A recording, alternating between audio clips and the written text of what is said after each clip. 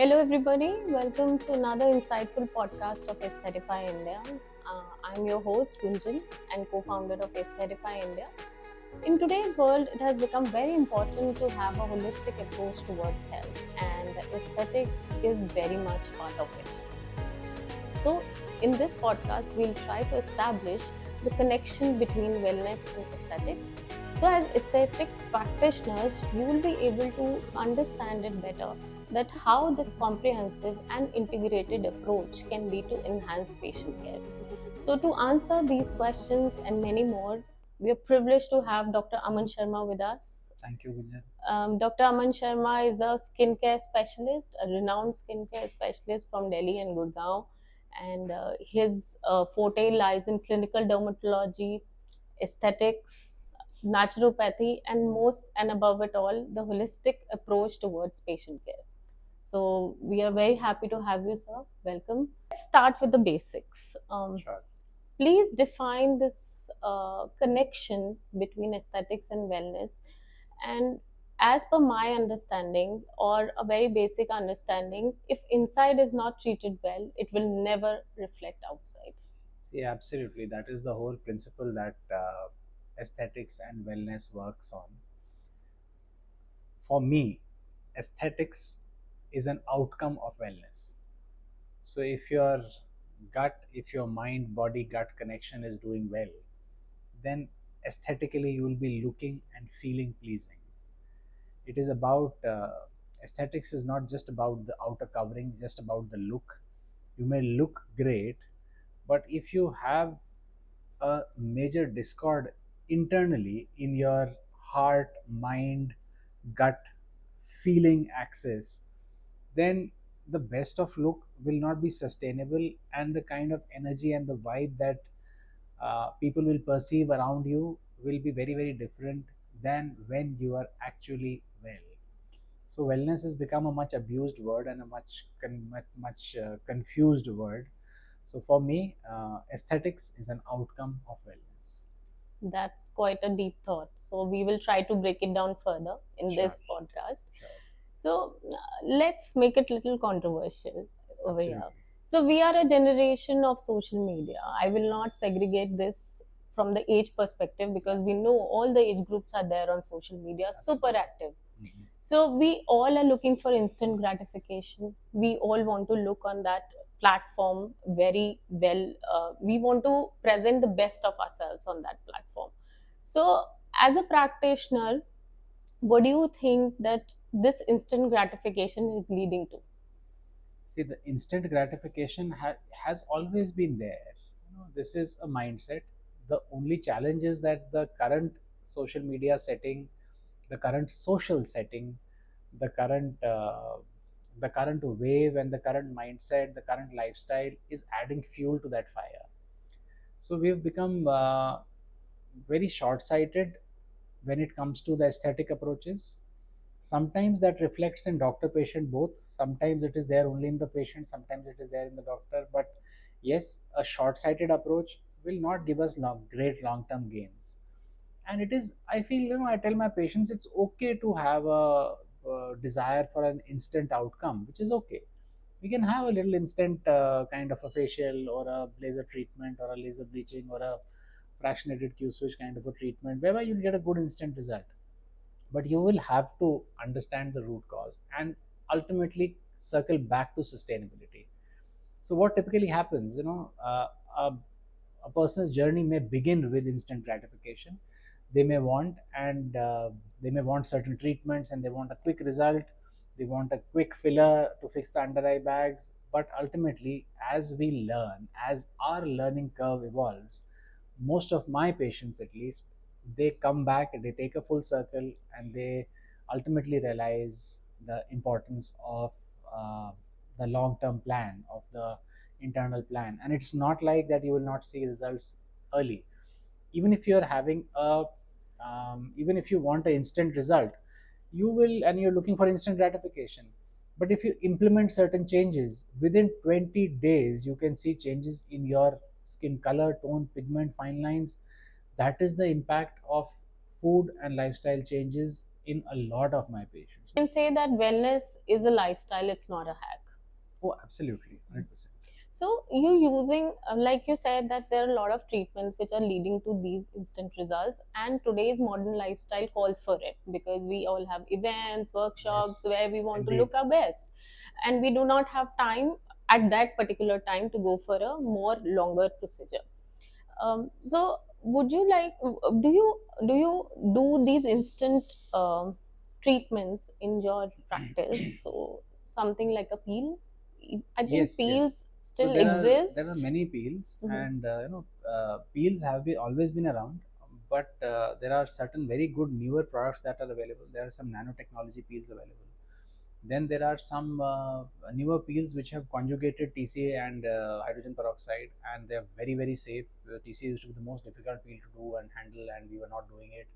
But with the newer advances, the Italian product, such products have come out. So we do use such instant, where you give a very good instant result, and they also have a long-term impact. But yes, I personally I don't do much of non-therapeutic treatments. Means like a hydra facial or like a carbon peel facial or like just a regular facial. So I prefer doing something which has some therapeutic value to the patient, but that's purely a personal choice that I do in my patients and in my settings.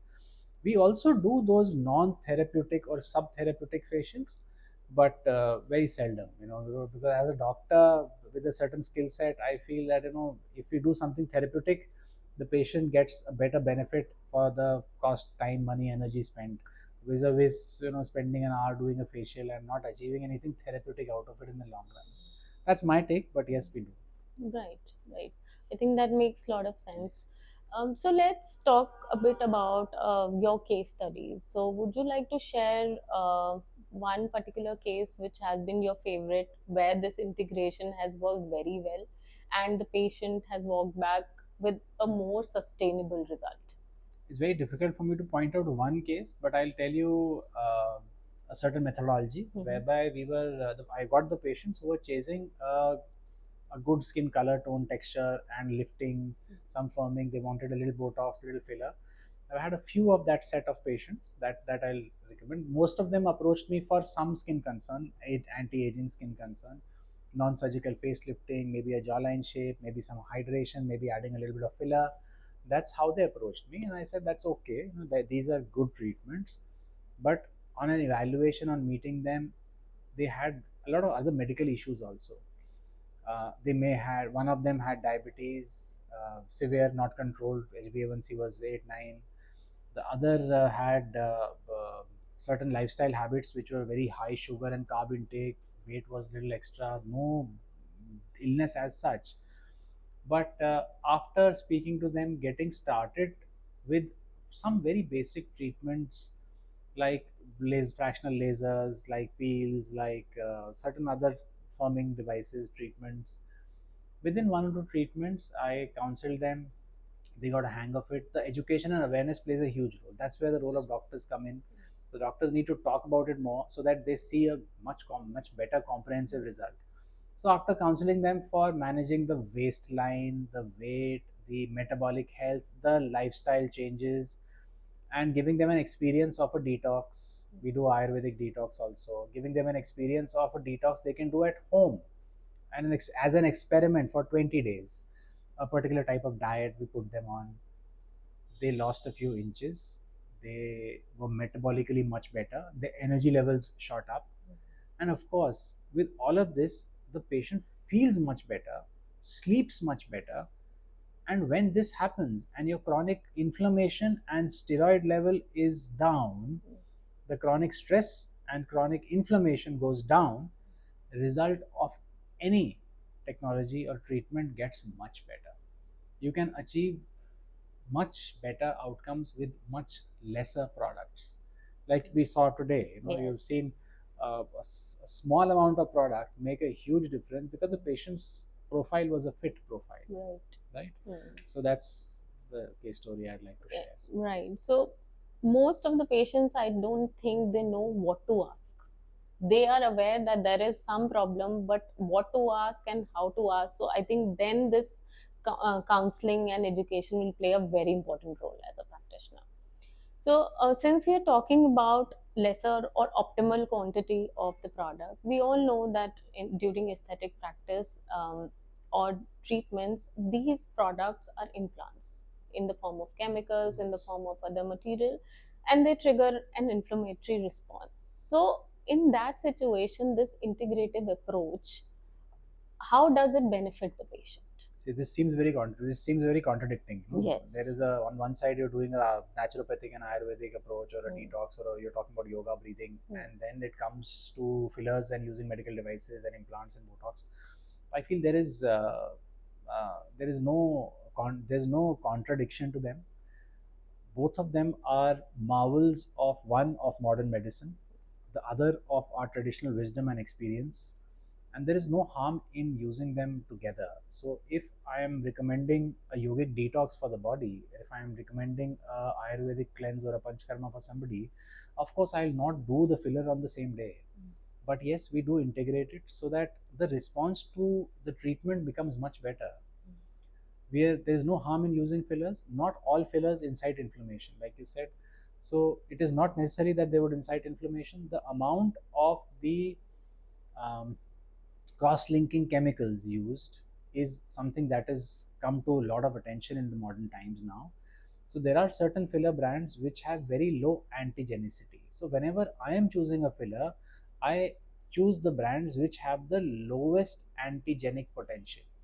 That has to be mentioned by the manufacturer, and it is very important to factor in what is the antigenic potential of the filler, so that we are using the least amount of stimulus for the body. That is one part. If somebody has an autoimmune condition, I'm very careful in recommending a filler. I may not do a filler for somebody who has an active autoimmune condition. Then if somebody comes to me with previous reactions, be a little more careful. If somebody comes to me with a lot of edema, a lot of post filler lymphatic blockage and circulatory issues on the face, I'd be very careful in doing more fillers for them, or even skin boosters. But yes, the amount of chemical used in cross linking has to be as low as possible. There are some brands which are lower than the recommendation, so it's better to choose them over the brands which are just about the limit of recommended cross-linking chemicals. So I think that is what is. These are the two factors which have always been there, but this has been come to recent attention. So these are two factors I choose before choosing a filler. I factor them in. That's very important takeaway. So let this is the most important question of today's podcast.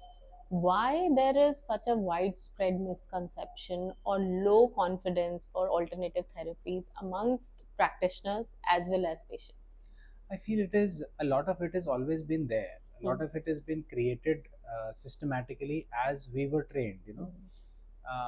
I come from a background where my grandfather was an Ayurvedic physician, but my father is a Western medicine physician. But even then, we were trained to look down upon traditional sciences and medicines because there is no standardization, right?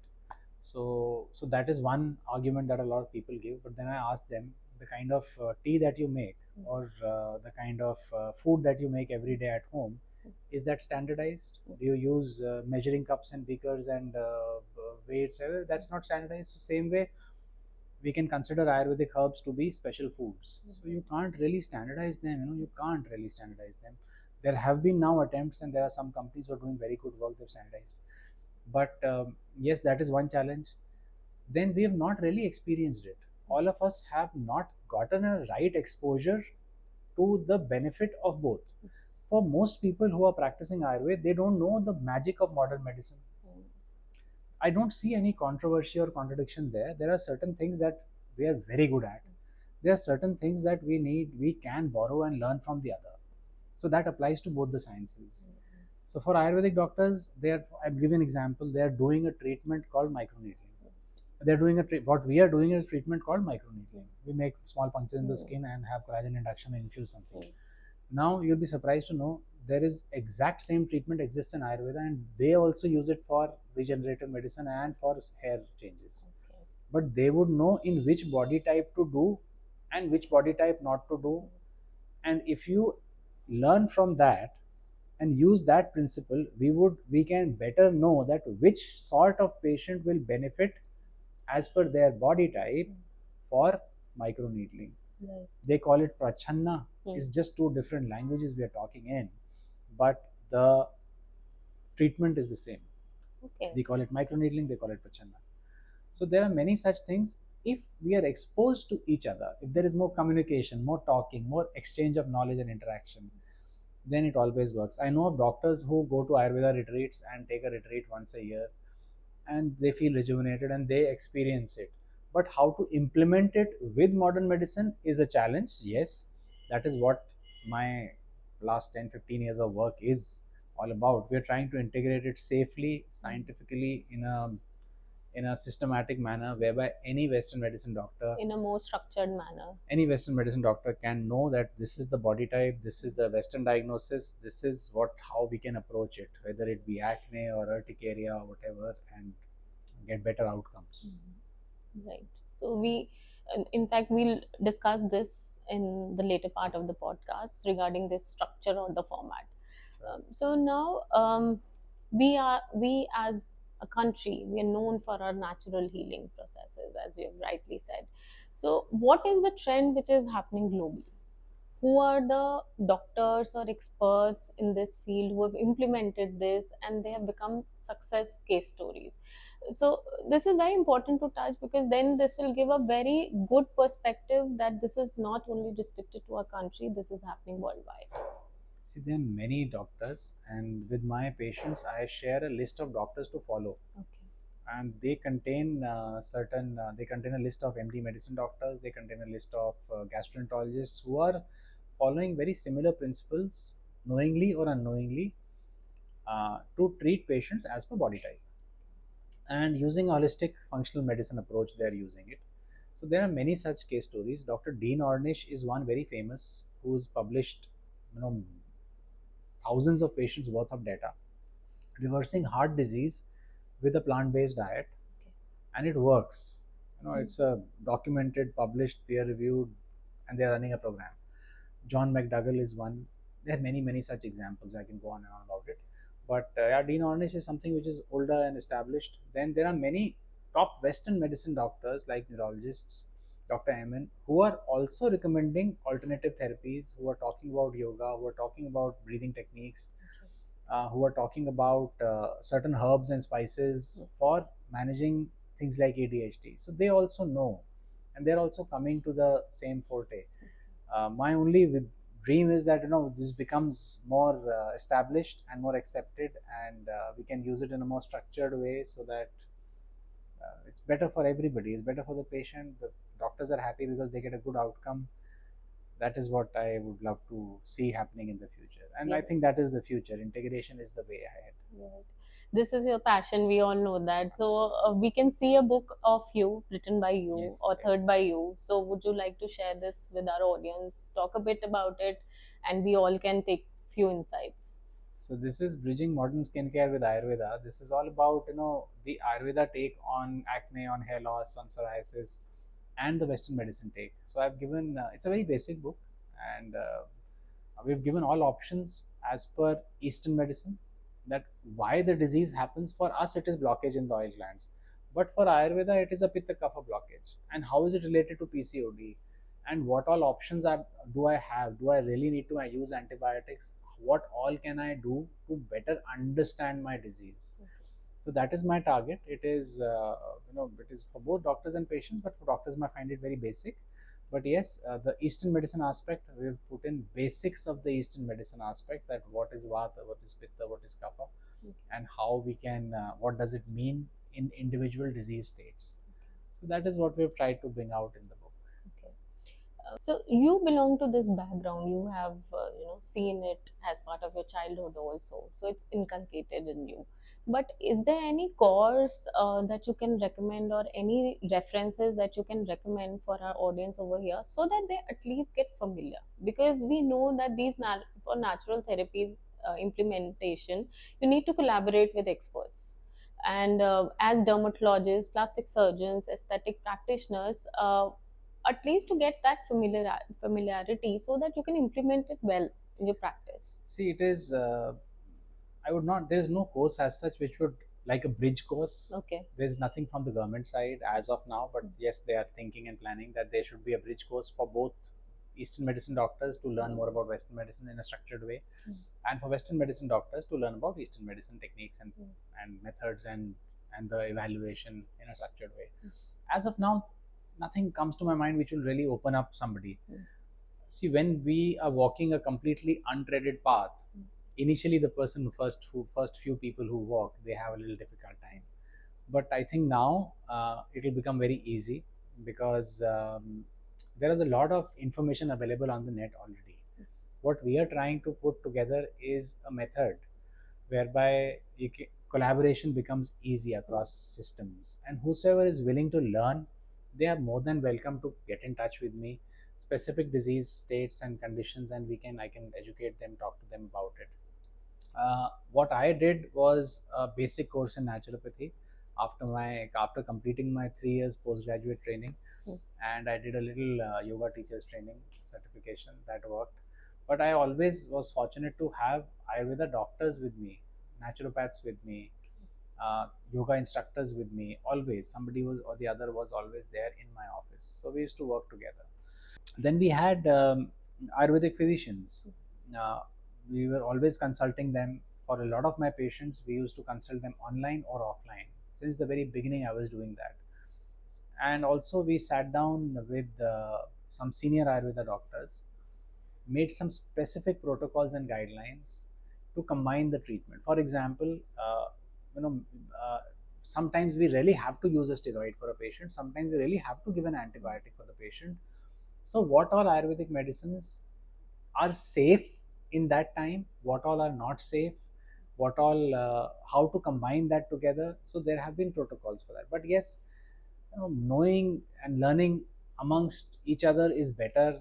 Knowing more about Ayurveda, basic books. The Ayurveda Bible is a good book. I think it's available on by I think it's by Walter Chantry, and that's a basic book one can read. They can get a basic hang, and whosoever wants to use it in their practice and how to integrate it in their practice will become very easy very soon. And it's not about prescribing Ayurvedic medicines. It is about using the principles to get better outcomes for our patients. So that is what I use. I'm not a big fan of prescribing Ayurvedic medicines, but yes, if you use those principles right, you will be able to deliver better results. It is simple. Right. So my last question for this is, what is that structure that you need to have? I know there is nothing called as one will fit all sizes, Yes. but still, do you think any app or any kind of available resources which can help you structure it? Yes. Because it will be too much for you, especially when you're starting out, or maybe you're only focusing on modern medicine. Then are there any things which they can use in the practice so that it can be more seamless? Precisely. So there is a app that IIT engineer has developed, Mr. Bala. He's developed an app called AI Well, Okay. AI Doc. Okay. So AI Well is available on both the web portal aiwell.in, and AI Well app is available currently on Android, but very soon on, by the time I think the podcast is on air, it will be available on iPhones also. So that app gives you an insight about what is your body type. Okay. You can do your Prakriti questionnaire. With your pulse, you can do the Ayurvedic Vikruti. You can know your Ayurvedic body type, okay, and the current changes that are going in. And then, based on that, it will give you recommendations. Okay. We will have a doctor on board who can, with the Western medicine doctor, can also talk to them, consult them. The patient can consult them directly, okay, and have a joint management approach and a plan. But that will give you also the patient will get an idea of what how I am changing, my digital markers are changing when I am doing the intervention. Okay. So that is the best part, that you will be actually able to see document. For example, if somebody is not getting great sleep and we give them saffron, tulsi or brahmi or some herbs or some recommendation or some breathing practice they do, or somebody recommends them, okay, you do this sort of a breathing practice through a left nostril breathing or before bedtime. So they would be actually able to see that what is the stress level and how are they responding, how is their imbalance in the dosha, coming to balance just by making one intervention of that sleeping better. Okay. So this way, the Western medicine doctors will be easily able to integrate it into their practice. They can use it as a third-party tool. They can send their patients to the doctor through the app, and they can manage there. If they want to integrate it in their practice, they can do that. Wonderful. So, very insightful discussion, Dr. Aman. Thank you so much. And your passion for this integration is exhilarating, and I can feel Yes. the vibes over here. So, before we wrap up, a food for thought for everybody that aesthetics future lies in embracing wellness. So we are open to your comments, and we have also mentioned few links like what we have discussed in the podcast, and furthermore for your readings. And please use these resources for enhancing your knowledge on this topic. Thank you so much.